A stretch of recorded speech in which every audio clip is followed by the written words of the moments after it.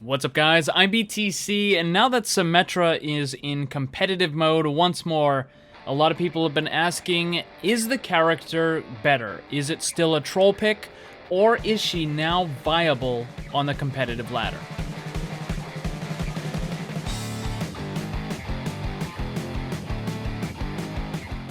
There's a lot of factors to consider when looking at Symmetra 3.0. And that's actually something people were a little confused at. They were like, wait a minute, 3.0? Shouldn't it be 2.0? Nope, it's actually the third version of Symmetra. We had the original one, which was just unbelievably bad, and only had the teleporter as the ult, and had a different secondary ability. Then we had 2.0, which gave her the photon barrier, the little thing that she could fire out, and it was basically that little movable shield, and she also got the shield generator and some other changes. And now we have the third iteration of the character, which is completely different from the previous two. The previous versions of Symmetra were unbelievably bad, easily the worst character in the game, had a 0% pick rate in any kind of serious competitive play. So the new version really can't get any worse. But is it any better?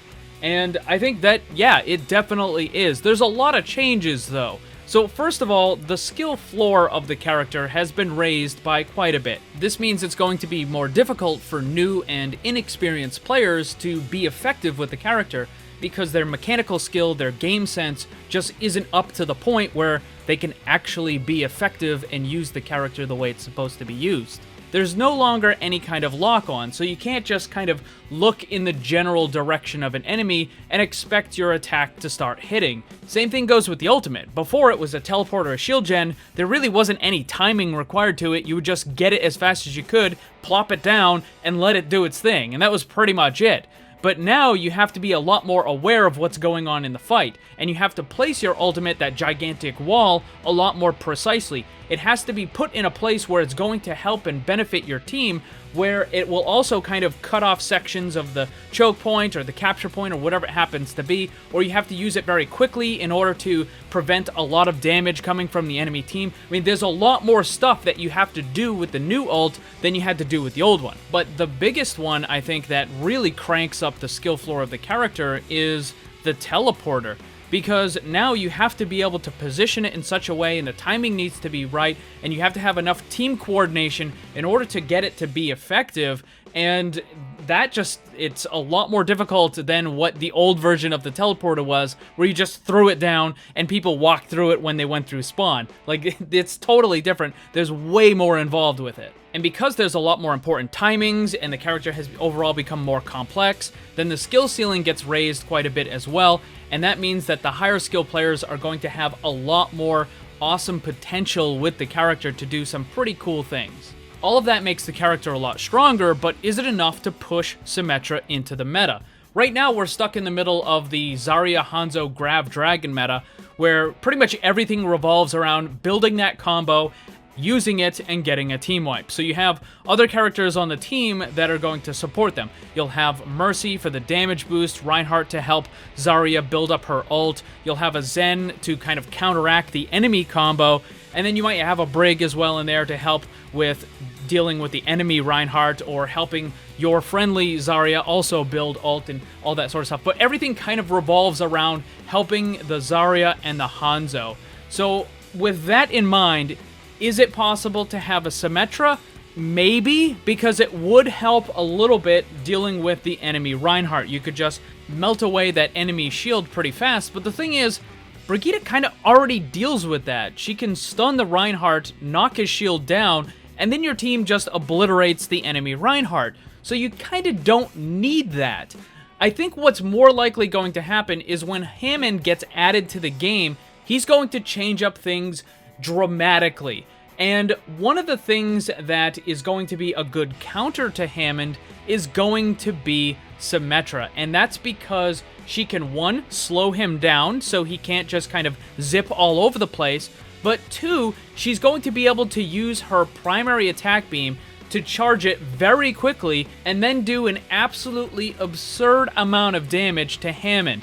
And basically, it's going to be kind of like what Roadhog is. It's going to be a free charge. When Hammond comes in, it doesn't matter if he has 1,000 health. you just keep that beam on him, and within a couple seconds, you're going to be doing 180 damage per second. It's going to melt right through his shields, his armor, and everything else.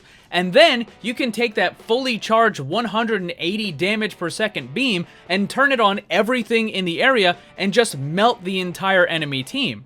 I think we're actually going to see a lot more variety once Hammond comes into the game, because we're going to have the standard Hanzo Zarya lineups that we have now, but then we're going to have lineups with Hammond and D.Va, and it's going to be kind of like that dive disrupt meta that I've talked about in the past, and that's going to kind of counteract that Hanzo thing. But then, in order to counteract the disrupt dive, you're going to have anti-tank stuff with Reaper and Symmetra and whatever else happens to be there. So it's going to be a pretty good case of rock, paper, scissors, I think. At least I'm hoping it will be, so that way there's a lot more variety in what's going on. You're not going to be forced into these constant mirror matches over and over again. And I do think that Symmetra will find a place within that anti-tank dive, because, I mean, that is what she is right now. She is designed to absolutely melt and destroy the high health and the barrier characters. The thing is, though, with Hanzo, he's useful on almost every single map. Whether it's attack or defense, it doesn't matter. You can pretty much use Hanzo anywhere and he'll be effective. With Symmetra, I think it's going to be a lot more map dependent. So certain things like the 2 capture point maps or the control maps, I think Symmetra will be very strong. But with the payload maps, I think it's going to be more about the defense usage, where she kind of traditionally was way back in the day. But if your team is attacking, once you get on that payload, a lot of Symmetra's effectiveness just kind of drops off a cliff. So in short, the character is a lot more powerful than it was before. But the skill floor increase is going to make it more difficult for those newer and inexperienced players to use her effectively, but the skill ceiling increase is going to make it so that the high skill players are going to be able to do some really cool stuff. But because of the way the character is designed, it's still going to be a little bit limited. You're not going to be able to use Symmetra in every single case, but she is no longer the very niche pick that she was before. It's not like you could only use her in these extremely rare cases. I think the new version of Symmetra can be used in most situations, but there are a few, like being on the payload, for example, where it is going to drop off on that effectiveness. Now, if you want to learn more about Symmetra 3.0, I already made a guide that goes over all of the attacks, the abilities. It has the stats on everything. So if you're curious about, well, when should you use the beam attack versus the energy ball, all that stuff is answered. So go and check out that video. The link for that should be above and down below.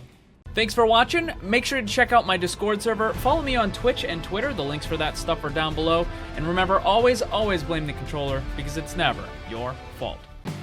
Also, special thanks to all my Patreon supporters for helping to make this all possible. If you'd like to see what kind of cool rewards you can get for supporting the channel, check the links on screen and down below.